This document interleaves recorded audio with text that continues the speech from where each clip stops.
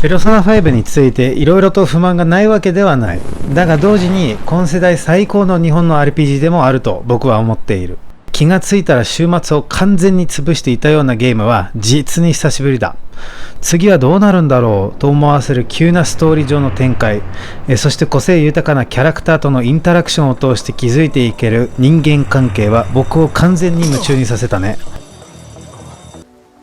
私にもやらせて。多様性に富んだ女性キャラクターも非常に魅力的だった。二股も三股も許してくれる恋愛シミュレーションが楽しかった。それは聞く。プレイボーイを目指して僕は人間パラメータを全てマックスにしたね。そのためには学校の図書館で勉強をし、たくさんの映画や本を見て、夜は銭湯で体をきれいに洗う。まあ現実世界と同じことをしたということになるかね。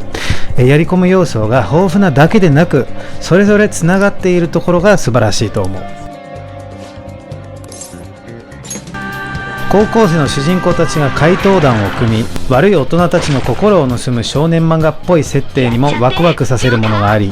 メインパーティーのメンバーはどれもデザインが秀逸でかっこいいし、スタイリッシュなグラフィックも雰囲気作りに大いに貢献している。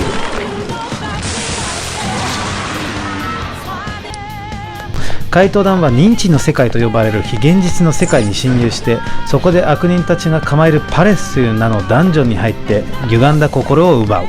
カジノからピラミッドまでどのパレスも個性あふれる内容で、自動生成ではなく非常に凝ったダンジョン作りになっている。画家さんの描いた絵の中に入って移動したり、ブラック企業で部下を奴隷のように扱う部長をやっつけたりと、ストーリーとゲームプレイがシームレスにつながっている点が本当によくできていると思う。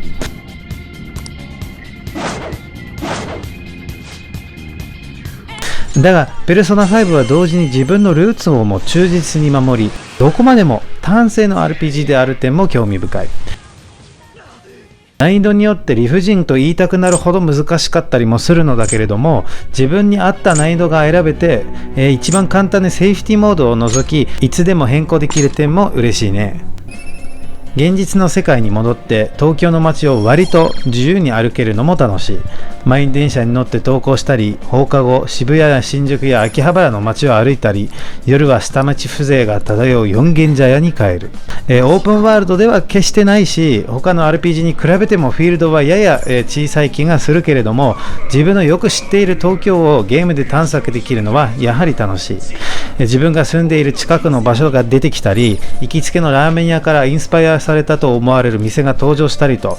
そういった時は本当に嬉しい気持ちになった。ロサンゼルスとかに住まれる方が本当に羨ましい。彼らは GTA などで本当に細かく作り込まれた自分の街を探索できるわけだからね。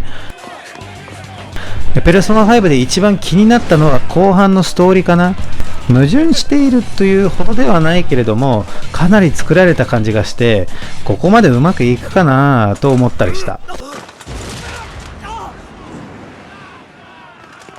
そこも含めて漫画っぽいストーリーなのだろうけれど、僕はもう少し大人なストーリーを求めていたのだと思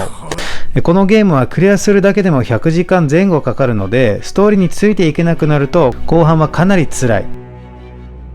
薬が効きすぎたか。起こせ。ストーリーテリングにも少しあらが目立った。例えばシーンは焼き直しが多くて、セリフだけ異なる同じ映像を何回も何回も、多分何百回も見せられた気がする。同級生をはじめとした NPC は年間を通して主人公の行動に対して全くと言っていいほど同じ反応をとって全く成長が見られない。ストーリーに没頭して主人公になりきっていただけに、もう少しそういった細かい描写っていうのかねが欲しかった。他にも細々といろいろと不満点を言おうと思えばいくらでも言えるけれども、それではこのゲームの魅力が伝わらなくなってしまうので、これぐらいにしておこう。これはとにかくね、かなりやり込めて長くプレイしても飽きないゲームで、ストーリーにもぐっと引き込まれる。日本の昔の RPG が好きで、学園ものの漫画風のストーリーも好きな人はぜひプレイしてみるべきだと思う。じゃないかなっていう感じはしてるんですけれども。明日の課題超むずい。